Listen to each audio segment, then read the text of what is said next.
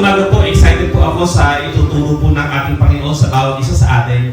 Alam po niyo, itong teaching na ito ay siguro 1.5 months ago nang nilagay ng Panginoon sa puso ko. Kung naalala ni Kuya Sam, nung napag-usapan natin sa Bible study yung tithes and offering, si Kuya Sam ay nag-share, biglang nabanggit nga is obedience. We should obey the Lord, sabi niya ngayon. Nag-hit po sa akin yung obedience. Nag-hit sa akin yung salitang obedience. Alam po ninyo, ganon mangusap ang Panginoon sa bawat isa sa atin. Akala ninyo kailangan ubusin natin yung 45 minutes ng pakikinig ng salita ng Diyos? Makinig po kayo sa akin. One word lang na sasabihin ng teacher is more than enough para ang Lord ay mag-reveal sa inyo ng isang bagay at ng kanyang kalooban. Kaya kahit sino po yung nakatayo dito, kahit ano po yung ginagawa natin, maging attentive lang po tayo sa lahat ng ginagawa natin, sa lahat na nakikita natin. At ang Diyos po ay handang mangusap sa bawat isa sa atin. At ito po yung isang classic example noon. At yung teksto po na ating gagamitin ngayon ay galing po dito sa aklat ng unang Samuel chapter 15 verses 22 to 27. Sabi po dito, "But Samuel replied, 'What is more pleasing to the Lord? Your burnt offerings and sacrifices, or your obedience to His voice? Listen, obedience is better than sacrifice." Pakisabi nga po sa inyong katabi, obedience is better than sacrifice. Sa akin kayo nakatingin, hindi mo sa katabi nyo eh. Ulitin, sabihin sa katabi, obedience is better than sacrifice. And submission is better than offering the fat of rams. Rebellion is as sinful as witchcraft, and stubbornness as bad as worshiping idols. So because you have rejected the commands of the Lord, the command of the Lord, He has rejected you as King. Praise the Lord. Ang Diyos po magpala ng pagkabasa ng kanyang salita. Sandali po kayo manalangin. Ama namin Diyos, salamat po sa umagang ito na minsan pa ay ipapahayag po namin ang inyong salita. Salamat po sa pagkakataon, salamat sa pribileyo, salamat sa opportunity, Panginoon, na nagkakasama-sama po kami at narito po kami ngayong umagang ito, O Diyos. Lord, ino-open po namin sa inyo ang aming mga puso. Ang aming mga isipan ay in-empty po namin, Panginoon, upang malaya po kayo makapagsalita sa aming mga buhay, makapangusap sa aming mga puso, Panginoon, makatch up po namin ng divine revelation mo, at dalangin po namin, Panginoon, na sa aming pakikinig ngayong umagang ito, ay maunawaan po namin kung ano po ang nais mong ipagawa sa amin at bigyan mo po kami ng deep desire na masunod, Panginoon, ang bagay na iyon. Ito po ang aming panalangin sa pangalan ng Panginoong Jesus. Amen at Amen. Praise the Lord. Sabi po sa verse 22, "Mas mabuti ang pagsunod kay Yahweh kaysa paghahandog, at ang pakikinig ay higit sa haing taba ng tupa." Alam po ninyo yung background ng kwentong ito, ganito po yan. Yung mga Amalekites, dumating po yung time na i-judge na sila ng Panginoon. Dahil sa kanilang kasalanan, parurusahan sila ng Panginoon. At ang ginamit ng Diyos na sila ay makareceive ng judgment ay ang Israel, si King Saul. Sabi po niya kay Haring Saul, sobra na sukdulan ng Amalekites at may ginawa silang masama sa Israel, ganito ang gagawin mo. Lulusobin mo sila, pupuksain mo sila, wala kang ititira kahit isa sa kanila. Masyadong harsh, hindi po ba? Masyadong harsh. Pero ito po ang sasabihin sa inyo. Ganun po mag-judge ang ating Panginoon.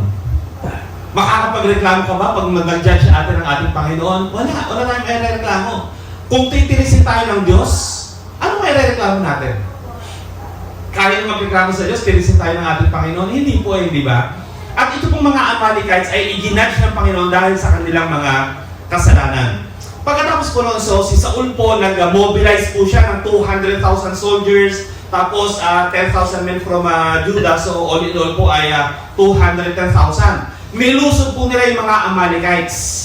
Pinatay po nila lahat ng mga masasamang tao ng mga Amalekites, pero itinira po nila si Haring Agag, yung king of the Amalekites. At the same time, yung livestock, by the way, nakalimutan ko sabihin sa kanina, ang sabi kasi ng Panginoon, lahat ng mga hayop nila ay papatayin nyo rin. Wala kayong ititira miski isa.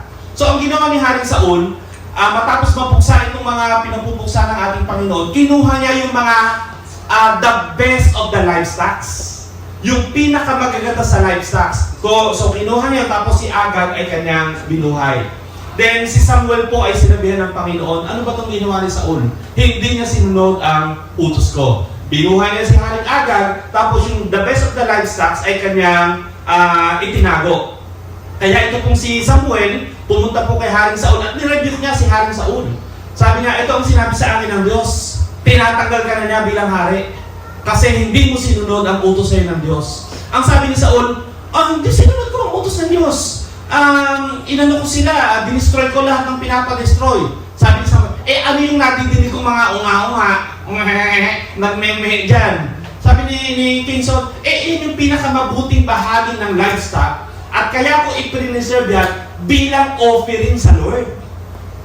Bilang offering sa Lord. Ba't nandiyan si Haring Agag? Kinapture ko siya, pero bahala tayo kung anong gagawin natin sa kanya. Ang sabi ni Samuel kay Haring Saul, na-displease sa'yo ang ating Panginoon, kaya tinanggal ka na niyang hari. Hindi mo sinunod kung ano ang kanyang iniutos sa iyo. And then po, ang Holy Spirit ay umalis na kay King Saul at hindi na po siya naging hari ng Israel. Then yung susunod na chapter 15, 16, inanoint na po si King David. Sa 17 pala, inanoint na si King David as King of Israel. Then yung Holy Spirit, wala na yung anointing, wala na kay King Saul, napunta na kay King David. Ito po isang napaka-tragic na kwento sa Biblia. Alam mo ninyo, may isa pang kwento ng disobedience na yung lahat ng pinagpagura niya ay nabaliwala. Guess who? The who? Si Moises. Si Moises. Hindi ba, yung tinuktok niya yung bato na sabi ng Panginoon ay ganito, tapos nag-pretend siya, nagalit siya, pinuktok niya ilang beses yung bato, ang sabi ng Panginoon sa kanya, dahil sinuway mo ang utos ko, hindi ka makakapasok sa lupang pangako. Imagine, mula sa Ehipto, sinamahan niya ang mga Israelita palabas, then 40 years sila sa wilderness. Nung papasok na sila sa Holy Land, ang sabi ng Lord, dahil sinuway mo ako because of your disobedience, hindi ka makakapasok sa lupang pangako. Disobedience. Isa pang kwento po ng disobedience. Napakaganda ng paraiso. Hindi ba? Napakaganda ng paraiso, napakaganda ng hayahay lang. Maglalakad ka lang, kakain ka ng kahit ano, napakaganda ng paligid. Ngayon, para makakita ka ng napakagandang falls, kailangan mag-hike ka ng 5 miles. Hindi ba? Samantalang si Adan at Eva, nakatira sila sa paraiso, sa hardin ng Eden, but because of disobedience, pinalaya sila ng ating Panginoon doon sa hardin ng Eden, at isinumpa sila at nadamay ho tayo.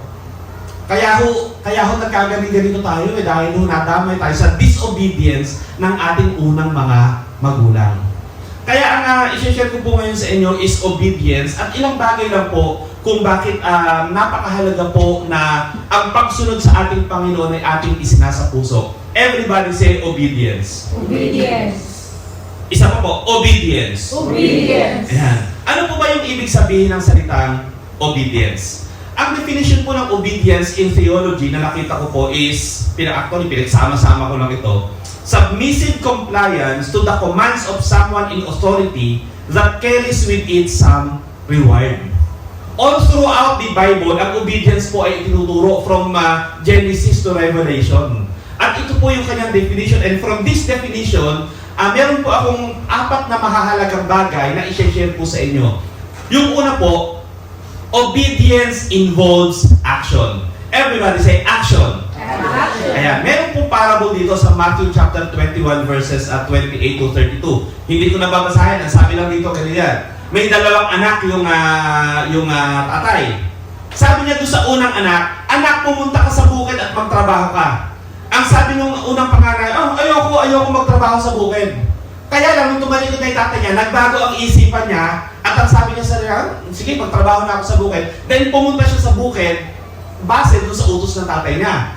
Then yung pangalawang anak, ang sabi ng tatay, anak, pumunta ka sa bukid at magtrabaho ka. Ang sabi ng pangalawang anak, yes, daddy, pupunta ako, magtatrabaho ako sa bukid. Pero hindi naman siya pumunta sa bukid. Ang sabi ng Panginoon, sino sa dalawa ang sumunod sa kalooban ng kanyang ama?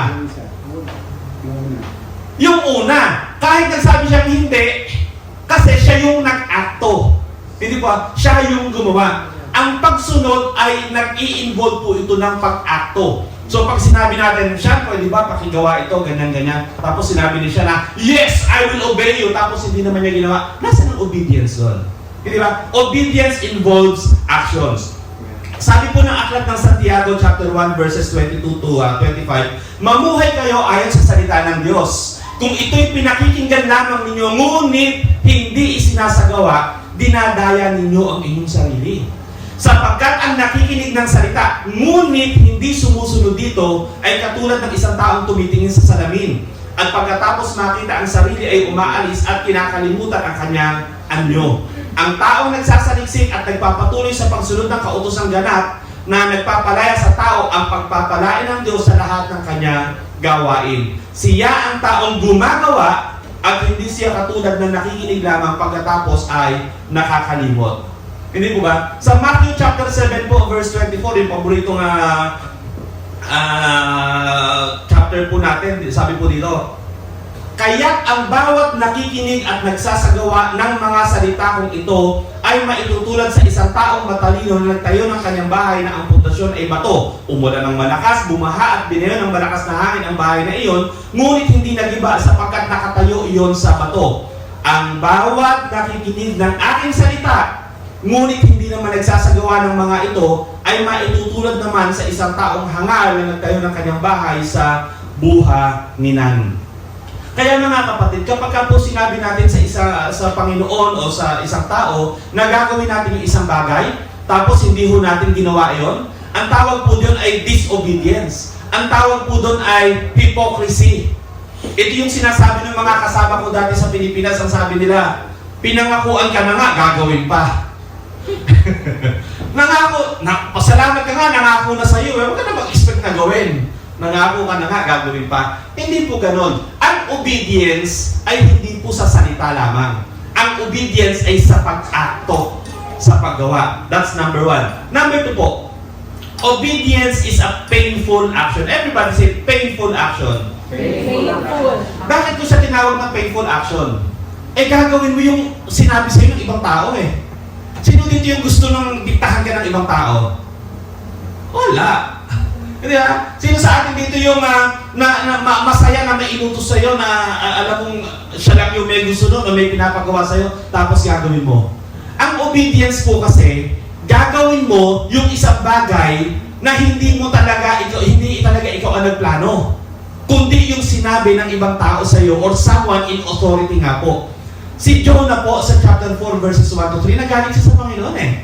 Sabi niya, but it displeased Jonah exceedingly and he became angry. So he prayed to the Lord and said, Lord, was not this what I said when I was still in the country? Therefore I fled previously to Tarshish.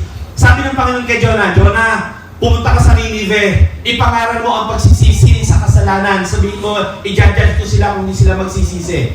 Sabi ni Jonah, sa loob niya sa base po sa interpretation namin, sabi ni Jonah sa sarili niya, gusto ko nga i-judge ng Lord tong mga taong to, napakasasalbahan nila eh. Ayaw ko sa kanila. So ang ginawa ni Jonah, kaysa pumunta sa Ninive, pumunta ng Tarshish. Tapos on the way to Tarshish, pinabagyo ng Panginoon. Tapos, lulubog na yung barko. So, to cut the long story short, itinapo siya sa dagat, kinain siya ng isda, 3 days siya sa isda. Nung iluwa siya ng isda after 3 days, sabi niya sa Lord, sige Lord, susunod na ako. Sige Lord, susunod na ako. Ito yung tanong ko sa inyo. May prerogative ba si Jonah na hindi sumunod sa Lord? Yes. Yes, hindi ba? May prerogative siya na hindi pa rin sumunod sa ating Panginoon. Si Pablo, nung binulog siya ng ating Panginoon, nung magpakita sa kanya ang ating Panginoon, sinabi, Pablo, gagawin kitang apostol sa mga hintil. Pwede ba si Pablo hindi sumunod sa Panginoon? Yes. Pwede pa rin siyang hindi sumunod sa ating Panginoon. Pero si Jonah, baka hindi na sa malaking isda ipakain, ipalapa ng Panginoon, baka sa piranya na o ano. Mamaya, i-discuss yun sa number 3. Kasi sa disobedience ay may karampatang parusa. Yun po yung masakit dito. So, ito po yung obedience, painful action siya kasi ginagawa mo yung bagay na inuutos sa'yo ng ibang tao. Minsan nga yung gusto nga natin, ang hirap gawin eh. Di ba? Gusto mo na nga, ang hirap pang gawin, gawin mo pa yung gusto ng ibang tao. Kaya ang tawag ko dito, obedience is a painful action. Number 3, obedience is rewarded. Sabi po ng Isaiah chapter 1 verses 19 to 20, sa 19-20 ko nabasahin, if you are willing and obedient, you shall eat the good of the land. But if you refuse and rebel, you shall be devoured by the sword. Alam po ninyo, if someone in authority commands you to do something, expect a reward upon completion of the task. Sa trabaho mo, Ate Kate, may pinagawa sa yung boss mo, nagawa mo ng maayos. Siyempre, matutuwa siya kasi sweldohin ka niya. Later on, baka i-promote ka pa. I-reward ka. Eh, pag pastor may pinagawa sa'yo tapos hindi mo ginawa, eh, maghanap ka ng trabaho. Baka sa susunod na araw, wala ka ng trabaho. Tatanggalin ka na kasi obedience carries with it a blessing. Disobedience carries with it punishment or curse. Malinaw na malinaw po yan sa tinuturo ng Biblia. Actually, sabi po sa Deuteronomy chapter 28, basahin po ninyo buong chapter ng Deuteronomy chapter 28. Ano po nito ng itinuturo about obedience and disobedience. Sabi po dito sa verse 1, hindi na ko ba yung Tagalog dito? Mahaba kasi. Sabi po sa verse 1, eto, kung susundin lamang ninyo si Yahweh na inyong Diyos at tutuparin ang kanyang mga utos, gagawin niya kayong pinakadakila sa lahat ng mga bansa sa balatang lupa. Napakaraming blessings, pagpapalain ng inyong bayan, bibigyan kayo ng maraming anak, pagpapalain niya ng imbakan, pagpapalain niya kayo sa lahat ng inyong gawain, ang mga kaaway na magtangkang lumaban sa inyo ay matatalo. Ito po yung mga pangako ng Diyos sa mga susunod sa Kanya. Pero sabi dito, subalit kung hindi kayo makikinig kay Yahweh na inyong Diyos at hindi susunod sa Kanyang mga utos at mga tuntuning ibinibigay ko sa inyo ngayon, mangyayari sa inyo ang mga sumpang ito. Susumpain niya kayo, susumpain niya at magkakaroon lamang kayo ng ilang anak, mabibigo kayo sa lahat ng inyong mga gawain, etc. etc. Do you want to be promoted? Obey. Amen? Do you want to be blessed? Obey. But if you want to be cursed or suffer, then disobey. Ano po yung sabi sa John chapter 10 verse 10? Sapagkat dumating ang magnanakaw upang magnakaw, pumatay at magsira. Ngunit naparito ako upang ang aking mga tupa ay magkaroon ng buhay, buhay na ganap at kasiyasiya. Buhay na masaganang lubos. Tingin ho kayo lang sa akin.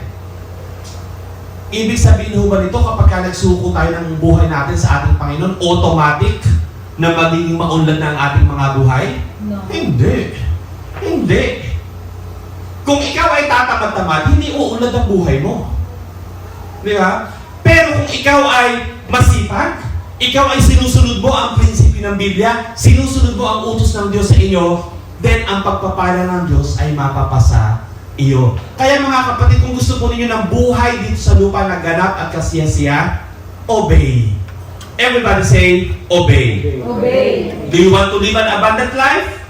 Obey. Do you want to enjoy a blessed life? Obey. Obey, mga kapatid. It is not rocket science, mga kapatid. Life is not a fantasy na ang Diyos ay magpapaulan na lang ng mga tinapay, uulan ng pera, bibili ka ng money tree, tapos mabumunga ito ng dala, ng quarters, o ng piso, o ng yen, yuan, ng yuan. Medyo yuan daw kasi yung nabili niya, Chinese money.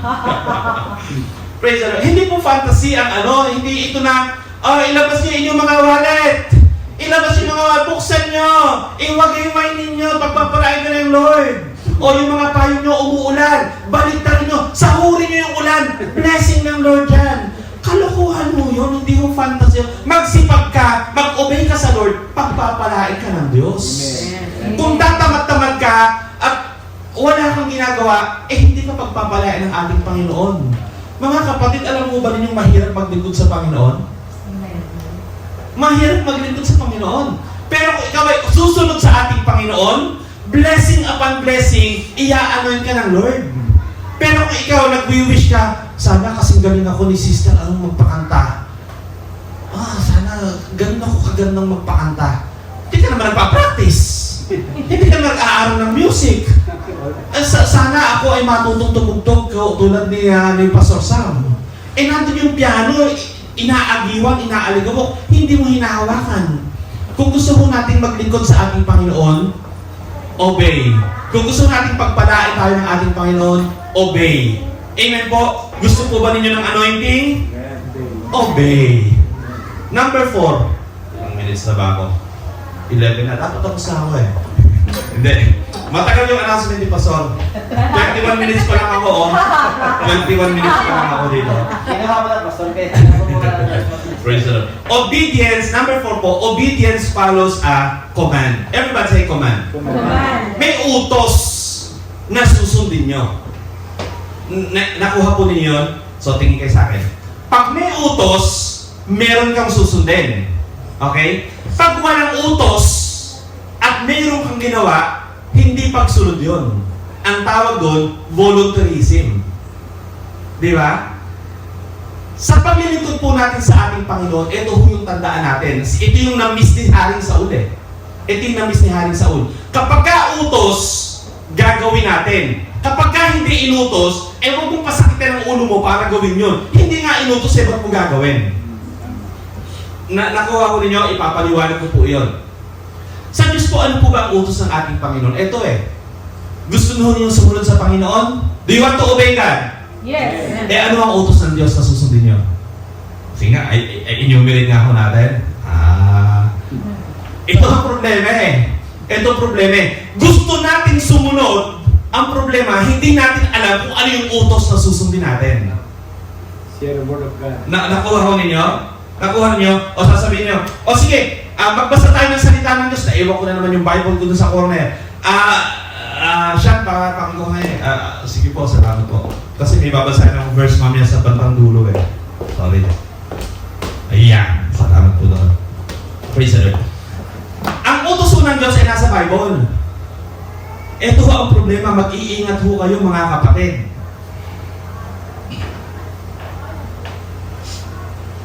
Ang problema kasi, Pastor, pag di ka nagbabasa ng Bible, tapos lalapit ka sa pastor mo, sasabihin mo sa pastor mo, Pastor, gusto kong maglingkod sa Panginoon, gusto kong sumunod sa Lord, ano ho ang dapat kong gawin? Ito problema, sasabihin ng pastor mo, gawin mo to, ito. Ang tanong, alin ba sa mga utos na yun ang inuutos ng Diyos? Magbibigay ako mamaya ng mga halimbawa, huwag ko kayo masyasyak sa mga example ko. Actually, naituro ko na po ang mga ito, pero tingnan ho natin. Sabi ng ating Panginoon sa Matthew chapter 28, verses 18 to 20, And Jesus came to spoke to them, saying, All authority has been given to me in heaven and on earth. Go therefore and make disciples of all the nation, baptizing them in the name of the Father and of the Son and the Holy Spirit, teaching them to observe all things that I have commanded you.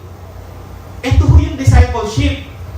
Lahat nyo ng mata sa akin ulit. Ito yung discipleship. Ano ang sabi ng Panginoon? Okay, pumayo kayo at turuan nyo yung mga natao na sundin nila yung mga iniutos ko.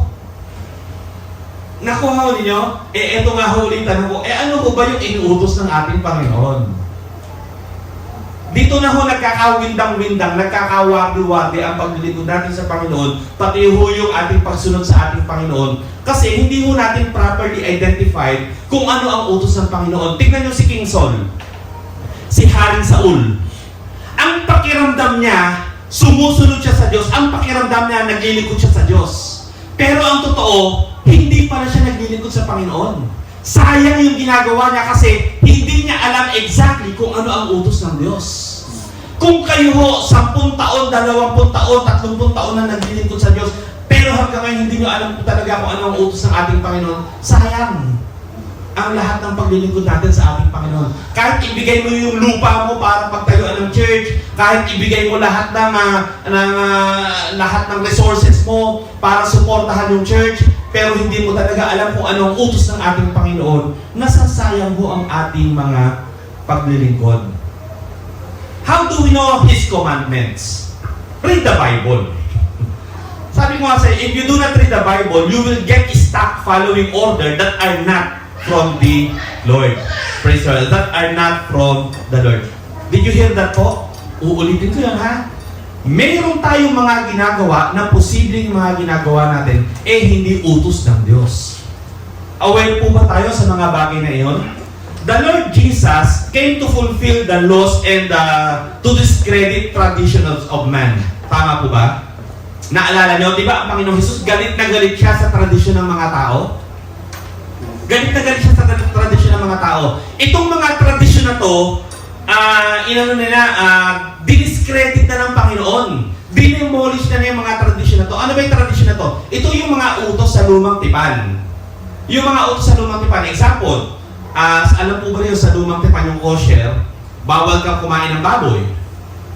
Diba? Bawal kang kumain ng isang walang kaliskis. Bawal kang kumain ng kambing, pero ang tupa pwedeng kainin. Bawal kang kumain ng mga crustaceans. Alam mo ba yun? Ilang nasa Leviticus? Bawal kang kumain ng dugo. Dinuguan. Bawal kang kumain ng dinuguan. Tapos, bawal ka na hindi ka mag-o-observe ng Sabat.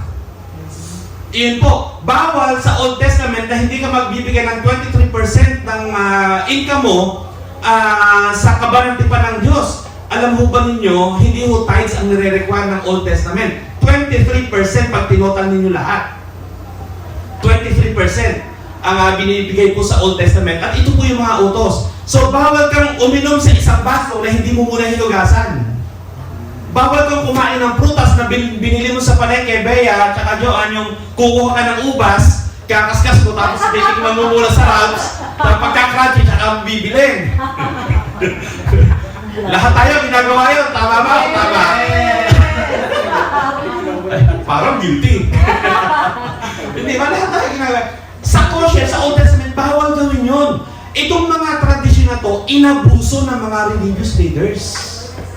Inabuso at binigyan nila ng maling kahulugan. Kaya sabi ng Panginoon, yung lahat ng utos ay hindi naman iyan magpapadala sa inyo sa langit. Ang magdadala sa inyo sa langit, pag nagsuko kayo ng buhay sa akin, magbalik loob kayo sa pamamagitan ng pagsusuko nyo ng buhay sa akin. Ito po ang daan papunta sa langit. So lahat ng mga tradisyon na ito, lahat ng mga religious observances na ito, dinemolish ng Panginoon. Ito ang nakakalungkot, mga kapatid. Ito yung nakakalungkot. What did religious leaders and churches do? Ibinalik yung mga tradisyon. Tingnan nyo ha, Old Testament, si Jesus inabolish yung tradisyon, dumating ang church, ibinalik ng mga church leader yung tradisyon. Kaya ho, nagkawardi-wardi ho tayo. Alam mo ba ninyo, ako'y aamin sa inyo, na ako ho ay isang, I still profess na ako po isang Katoliko. I was born a Catholic. I love being a Catholic. Nagdadasal po ako ng rosaryo. Nagdadasal ho ako sa mga patay dati.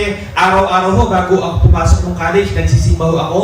Every first Friday, hindi yata alam ng asawa ko to. Every first Friday, ako ho ay nag-aayuno dati. Sapagkat ito ho yung inutos sa atin sa simbahan. Lahat ho ng sakramento ay sinusunod ko ho yan. At actually ho, gusto ko ho maging pari talaga eh. Maging pari talaga ako eh. At naniniwala ho ba kayong major doctrines ng Roman Catholic Church ay katulad ng major doctrines natin? Alam mo ba ninyo? Si Kristo'y namatay, si Kristo'y nabuhay, si Kristo'y babalik sa wakas ng panahon. Doktrina ho natin yun eh. Kordero ng Diyos na nag-aalis. Si Jesus Christ ang kordero ng Diyos. Sino ang Diyos? Iisa ang Diyos at siya ang Ama, Anak, at Espiritu Santo. Hindi ba? Kaya may Trinity sa Katoliko, may Trinity sa atin, pero ito ang problema mga kapatid. Listen at napakahalaga maintindihan po natin ito. Because of too much tradition na na-introduce sa Roman Catholic Church at saka teachings of men, not commanded by God Himself, they corrupted the main Catholic teachings. That Jesus died on the cross for the forgiveness of sins. At ang nangyayari po, ang mga tao nakafocus na lang doon sa mga tradisyon. Nakafocus na lang ang mga tao doon sa mga religious observances na ito at hindi na ho yung totoong pagbabalik loob natin sa ating Panginoon. Example, Pastor Renel, naging Katoliko ko ba dati? Nag-aantanda ka? Paano ka mag-aantanda? Nabasa mo ba sa Bible yan? Wala sa Bible. Wala sa Bible. Hindi ba? Dati ako nag-aantanda din ako pagka ako'y nagdadasal. Pero habang nagbabasa ako ng Biblia, sabi ko, hindi naman pala inutos ng Diyos. Saan nanggaling yun? Tradition. Tradisyon na in-incorporate sa sa relihiyon. Ibig sabihin, makinig kayo, gumagawa tayo ng mga bagay na hindi directly inutos ng Diyos. Nakuha po ninyo yun? Nakuha niyo yun? Ano ba, sa Rosario, ako, kabisado ko dati yung mga Rosario, nakalimutan ko na lang ngayon eh. Bakit tayo naging Katoliko kayo, Pastor Sam? Kayo, hindi na. Sino nagdadasal ng Rosario dito? Ate Olive, bakit nagdadasal ng Rosario? Para daw man, lumbang kasalanan mo. Wala. Ang patawaran din Patawaran. Saan mo makikita sa Bible na pag dinasal niyo ang Rosario ay patatawarin kayo ganun? Wala. Wala. Alam mo ba ninyo kung saan nakuha ang Rosario? Galing mo ito sa Egypt. Ang mga Egyptian ho ay nagdadasal ng beads. Makinig kayo, tumingin ho kayo sa akin para maunawahan niyo. During the time of the Roman Empire, na sila ang naghahari sa buong mundo, gusto nila na ang buong mundo ay i-Christianize. Ito ang problema. Kapag kasi siya may isang Egyptio, tapos inimpose ko sa kanya yung mga inutos sa akin ni Jesus Christ, magre-rebelde siya against the Roman Empire. So ang ginawa ng Roman Empire, sabi niya, okay, siya ganito. Ano ba yung mga tradition mo siya? Sige, nagdadasal ka namin. Sige, i-a-adapt natin yan. Mag-i-introduce tayo ng Christian doctrine para hindi matanggal yung pagdadasal mo ng beads. I-adapt natin yung tradition mo. Kaya ang Rosario, ito po yung nag-originate sa Egypt at dinasal din po na yung beads. Actually, sa Griego, ang mga Griego po nagdadasal din po ng beads. At dahil doon, inintroduce po sa Roman Catholic Church para nagbabasa ng beads para yung mga taong kino-conquer nila hindi mag-rebelde laban sa kanila. Magbasa po tayo ng history. Nasa history nga, hindi ko gawa-gawa yun. Mag-research po tayo. Magbasa po tayo. Bakit kailangan mo magkumpisahan sa pare? Sorry ho, natatarget ko ang Roman Catholic Church. Sabi ko nga, mahal ko Roman Catholic Church. Alam mo niyo, matagal na akong born again, nagsisimba pa ako. Baka hindi niyo alam. Matagal na akong born again, nagsisimba pa ako. Kaya lang, hindi na ako nag-aantanda later on. Kasi, hindi ko naman nabasa sa Bible eh. Tapos, dumating yung time na magsisimba ako, nandiyan yung ribulto, malayo na ako sa ribulto. Ang sabi ng Diyos sa Exodus, sa Deuteronomy, huwag kang sasamba sa Diyos-Diyosan eh. Pati sa New Testament, sinabi, huwag kang gagawa. Huwag kang gagawa, huwag kang maglilingkod sa mga Diyos-Diyosan, pero may mga Diyos-Diyosan pa rin. Ano yung kalokohan yun? Di ba? Ito ang salita ng Diyos, pero gumagawa ako ng mga bagay na hindi directly inutos ng Diyos. Naiintindihan mo ninyo ako? Ganun ho yung nangyari kay Haring Saul. Akala niya naglilingkod siya sa Diyos, akala niya nag-o-obey siya sa Panginoon, pero ang sinusunod niya, hindi yung direct na utos ng ating Panginoon. At dahil doon, ito po ay na-consider na disobedience at siya po ay tinanggal bilang hari. Bilang hari. O sige, huwag naman Katoliko tirahin natin. Tumira naman tayo ng iba.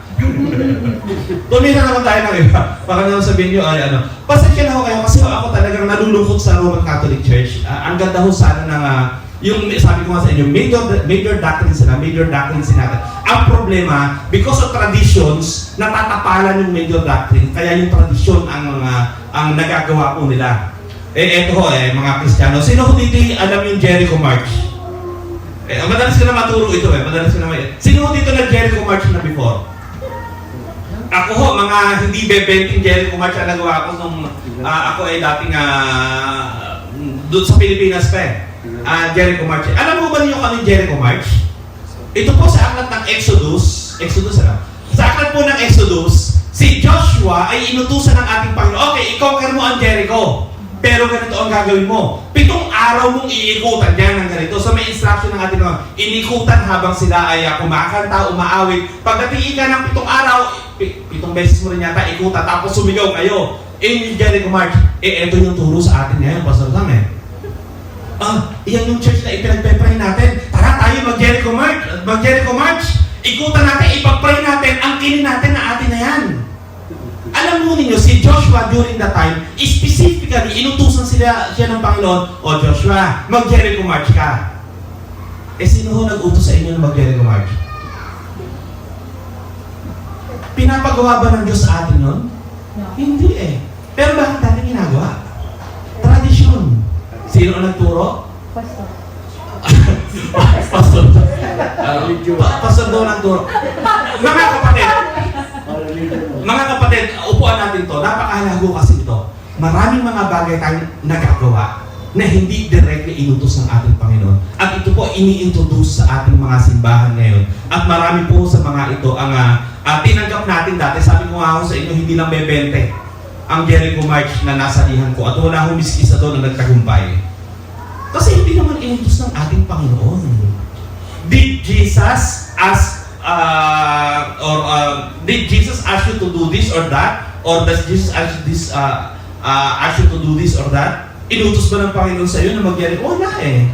Wala ho. Pero ano sasabihin sa inyo mga religious leaders? Prophetic gesture to.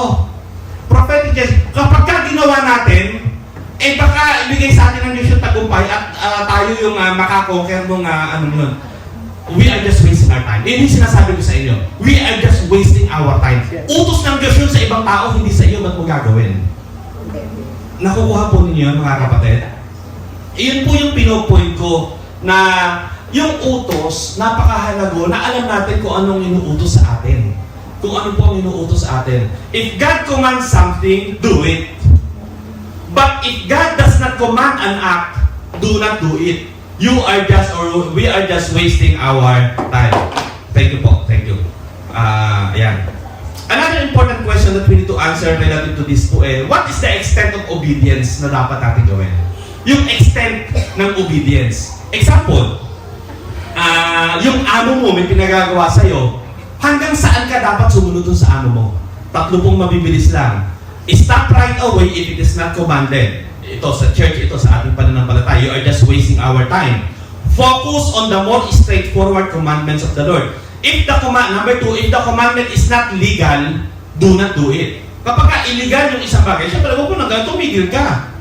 If the commandment is legal, but not moral, run away. Hindi lahat ng legal ay moral. Example, abortion. Legal dito sa Amerika, pero hindi siya moral. Huwag natin gagawin. If the commandment is both illegal and immoral, then huwag po natin gagawin iyon.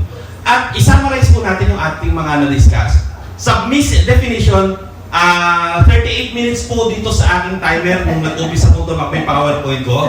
38 and 20 and 30 seconds. Ngayon, bigyan pa po ninyo ako ng, mag-extend ako ng 5 minutes, ano po. Isasakto kong 45 minutes. Isasakto kong 45 minutes. 38, 40 seconds. Okay. Balik ko lang sa ating definition. Obedience is submissive compliance to the commands of someone in authority that carries with it some reward. Merong nag-utos. Hindi ba? Merong utos.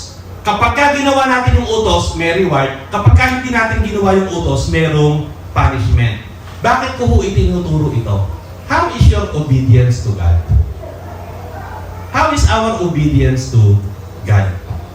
Doon po sa teksto natin, si Saul po ay sobrang preoccupied with a lot of things na akala po niya, iyon ang kalooban ng ating Panginoon. Pero hindi po niya talaga nagagawa kung ano ang kalooban ng ating Panginoon. So ito po yung exhortation ko sa inyo mga kapatid. Seryoso na po ako, kaya ito na po yung totoong preaching natin. Intro lang yung kanina, Ate Kate. Intro lang yung prologue. Tama ba prologue? Introduction pa lang. Ito po yung nais ko pong i-share sa bawat isa sa ating mga kapatid. Ang Diyos po ang lumikha sa atin at may mga utos siya sa atin na dapat po natin sundin. Hindi po ba? Ang mga utos ng Diyos, ang sabi po ng Biblia, sabi sa katalidon mo, for they are life to those who find them and health to all their flesh.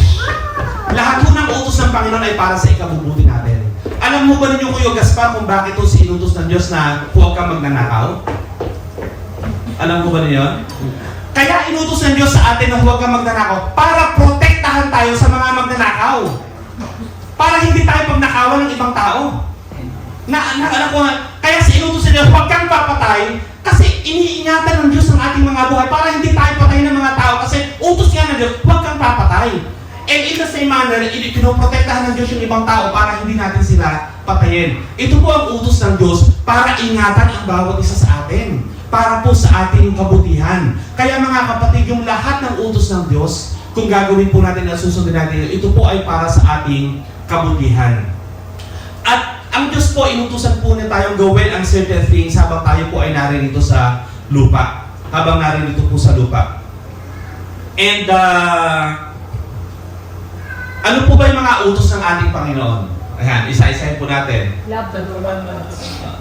Ayun, yung dalawang great commandment, hindi po ba? Love the Lord with all your heart, with all your mind, with all your strength, with all your soul, and love your neighbor as yourself.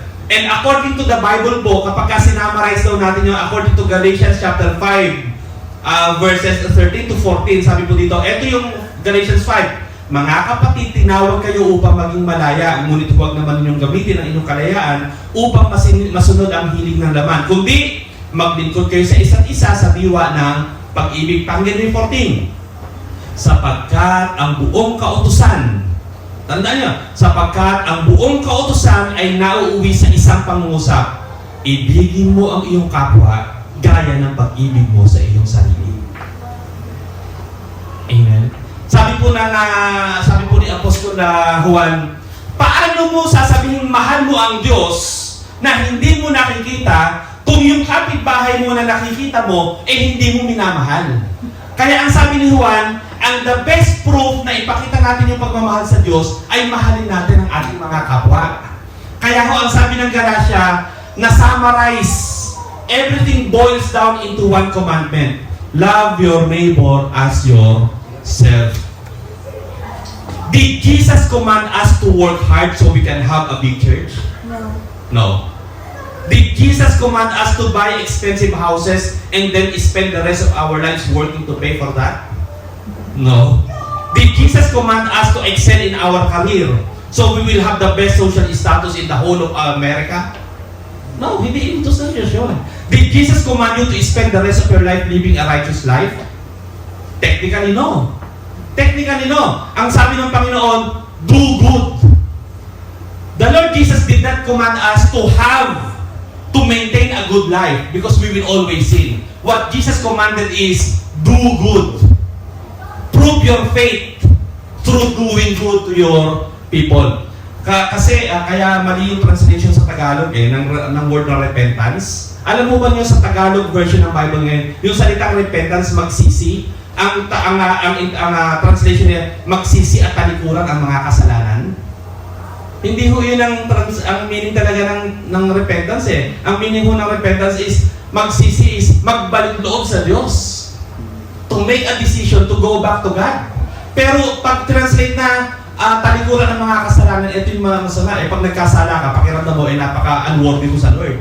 Pagka nagkasala ka, pakiramdam mo, mapupunta ka na naman ng impyerno. Mga kapatid, we are saved by grace through faith. We are saved by grace through faith. As long as we have the faith, nandun po ang ating pananampalataya sa ating Panginoon, ay ililigtas po tayo na. So, ito po ang utos ng Diyos. The Lord Jesus commanded us to love the Lord our God with all our heart, with all our strength, with all our mind. Hindi po ba? And to love our neighbor as ourselves.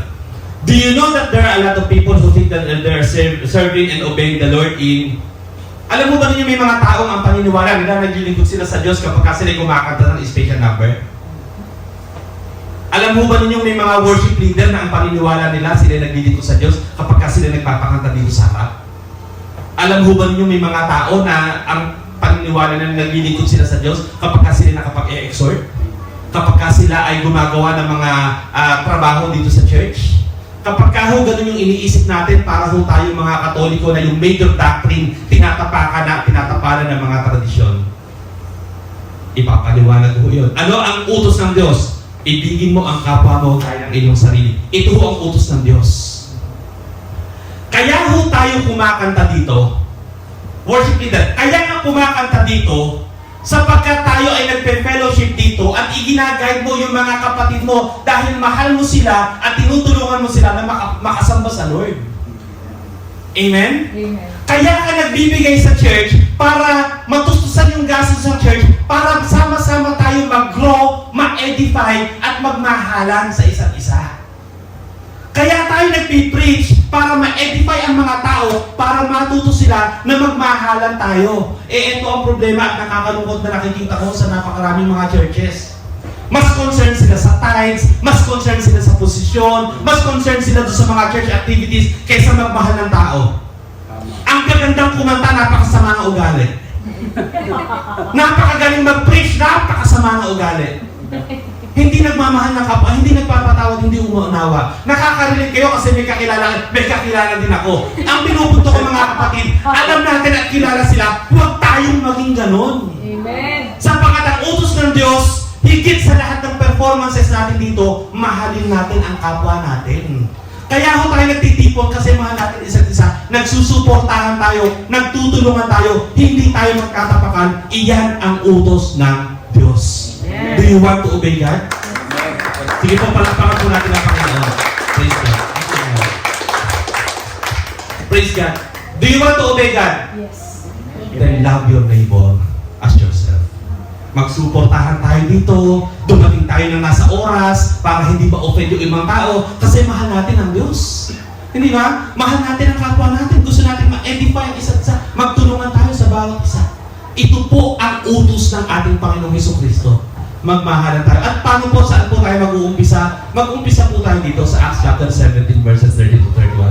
Truly, these types of ignorance God overlooked, but now commands all men everywhere to repent. Because He has appointed a day in which He will judge the world in righteousness by the man whom He has ordained. He has given assurance of this to all by raising Him from the dead. Kung tayo po ay mayroong ibang pagkaunawa sa paglilingkod at pagsunod sa Diyos, mag-repent po tayo. Magbalik loob po tayo sa ating Panginoon. Isuko ho natin yung ating mga puso. Isuko ho natin yung ating mga alam. Mahalaga ho na tayo may fellowship. Mahalaga ho na tayo nagkakantahan. Mahalaga ho tayo nagbibigay sa church. Mahalaga ho na tayo nagba-Bible study. Pero ang intention at purpose po natin doon, to love our neighbor as ourselves. Amen po? Tayo pong lahat ay manalangin. Ama namin Diyos, salamat Panginoon sa umagang ito. Lord, salamat sa blessings mo, salamat po sa pagpapala mo Panginoon. Kayo Panginoon ang patuloy na maitaas sa aming mga buhay. At nananampalataya po kami Panginoon na sa bawat oras ng aming mga buhay, tuturuan mo po kami mahalin namin ang aming mga kapwa. Tutulungan mo po kami Panginoon, tulungan ang mga mahihirap. Tutulungan mo po kami mapalakas ang mga mahihina. Lord, ang Abide Christian Fellowship ay gagamitin mo as a church na dalawin ang mga may sakit sa ospital. I-preach ang inyong gospel upang maligtas ang mga tao, Panginoon. Ipanalangin yung mga mahihirap. Dalawin, Panginoon, yung mga may sakit. Dalawin, Panginoon, yung mga nag-iisa. I-encourage yung mga nalulungkot. Dalangin ko po, Panginoon, na gamitin mo po kami, Panginoon, to edify each other. Mapalakas namin ang bawat isa sa pamamagitan ng fellowship na ginagawa namin, sa pagsuporta namin sa church na ito, at nananampalataya kami, O Diyos, na maia-align po namin ang aming paglilingkod sa inyo, sapagkat gusto po namin sumunod sa inyong mga utos. Salamat po, Ama. Salamat po, Anak. Salamat po, Banal na Espiritu. Utang po namin sa iyo ang aming mga buhay. Kaya narito po kami, Panginoon. Gamitin mo po kami. Handa po kami sumunod sa inyo. Ito po ang aming panalangin sa pangalan ng Panginoon Jesus. Amen.